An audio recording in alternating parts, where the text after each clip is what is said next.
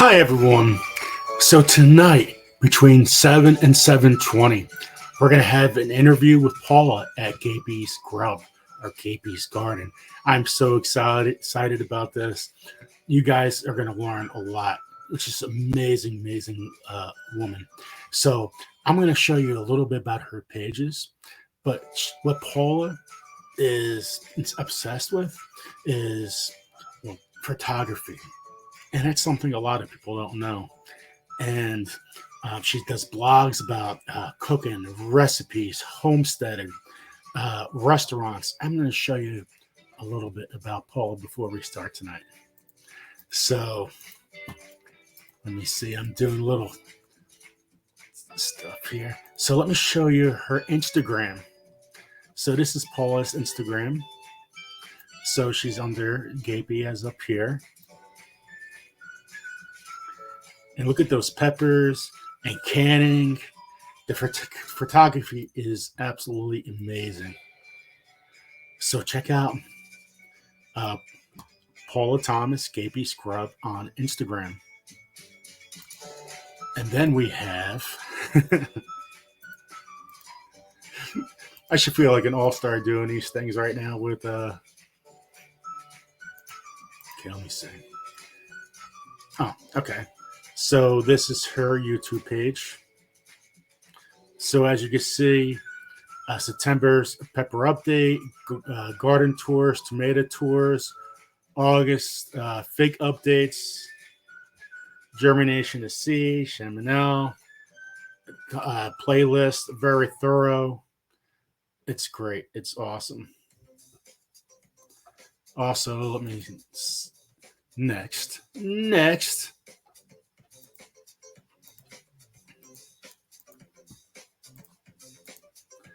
We're going to talk about her tomato tour. Let's go a little bit over her tomato tour.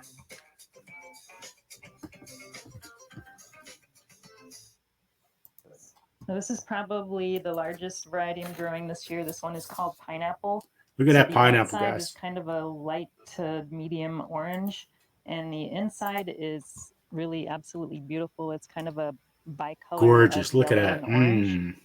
And it is also really tasty. So I was really happy with this one. However, it wasn't that productive. So I've harvested one, and there's only 2 tomatoes left, and I don't think it's going to produce any more, unfortunately. This is the last of the larger sized tomatoes. This one is the Ananas Noire, and the inside of this one we love is about Paula. She never gorgeous. hides You've anything. probably She's seen telling you photos of exactly it. what A she's lot of grown, people grow how, this what one happened each pretty plant. much because it's just beautiful. Because That's each year pretty is an tasty too. experiment. So this one is cracking a little bit, but this one is ripe.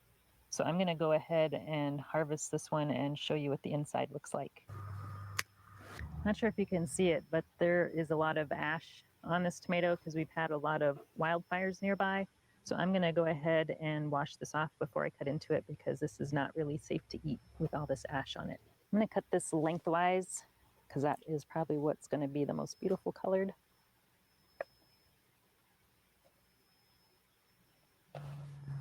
Look at that. There's some green and some yellow in there, and then some nice dark. Look at the red inside. Really pretty tomato and lots of seeds, so we're going to save some of those. Well, we might as well take a bite while we have it cut open. Really juicy, really great flavor. Very sweet. I don't know what to say about it. It's just a really tasty tomato.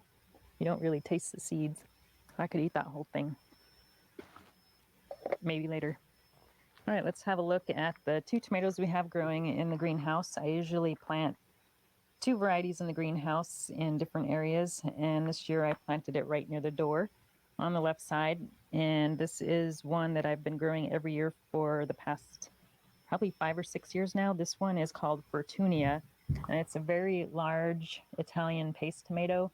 So I've gotten these up to close to 2 pounds, I think. I can't remember what the largest one I had last year is, but this one is a really big variety, and it's a great sauce tomato, very little seeds, and in fact, last year, none of my Fertunia tomatoes put out any seeds at all, so I'm hoping I at least get some seeds this year because I am running low on seeds, but it's a really very large variety, and pretty productive too. And it tastes really good. Can't forget that. And then the one next to it, I think, is also an Italian paste tomato. This is one I haven't grown before called Mama Leone. And Mama it's growing Leone. kind of interesting. It's got this huge row of, or vine of tomatoes. Not even sure how many tomatoes are on it, but this vine is really long and just loaded with tomatoes. However, I'm not really that excited about the flavor of this tomato. It's very mealy, definitely a sauce tomato. I wouldn't probably use it for anything else because it's just really kind of mealy and mushy inside. So I'm sure it would make a great sauce tomato, but it's not really very dual purpose. So I don't think I would use it for anything else really, but it is an interesting tomato. Now, the last 7 varieties are over in this bed, and they're all cherry tomato varieties. Most of them are doing pretty good, but some of them not so much. So this one here is called Ananas Blue, and I've harvested a total of 1 tomato off of this one. Now this one is just starting to ripen, but most of these, they're just not ripening. They're still very green on the bottom. They should be getting, I think, kind of a reddish color. Actually, maybe it's yellow. I can't even remember the one that I harvested what it looked like, but this one looks like it's turning yellow.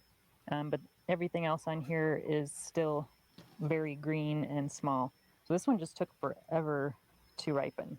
This is the other tomato variety that I've grown before, and I've been growing for many, many years. This is the Berries Crazy Cherry. It's a super productive variety, really tasty, nice, pretty yellow tomatoes. Berries But for some reason this year, I'm not that excited about it.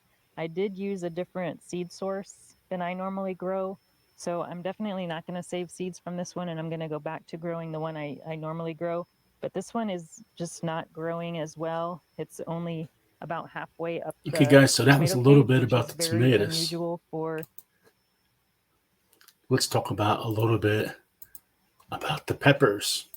So let me share a little bit about Paula, what Paula's done this year with her peppers. Here we go. Let's see what she has to say. Hot sauce this year or not, because I still have a ton of hot sauce from the last few years.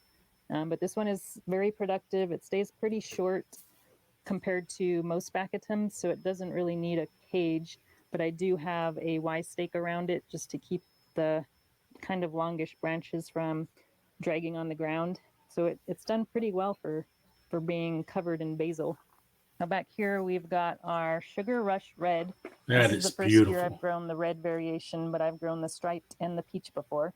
The red seems to ripen maybe a little bit faster than the other two, but we have quite a few pods in here. Many of them are ready to harvest, and we still have quite a few that are just starting to turn or are still green. But this plant has definitely needs a cage for this one because it can get pretty tall. You can see there's a branch going all the way out and all the way over, and this branch is pretty loaded with pepper pods too. We've got a couple pretty tall branches here. And then the last Bacchitum we have here is the Ahi Guyana. So I meant to grow the Ahi pineapple this year, but my seeds didn't germinate. So this was my backup plan.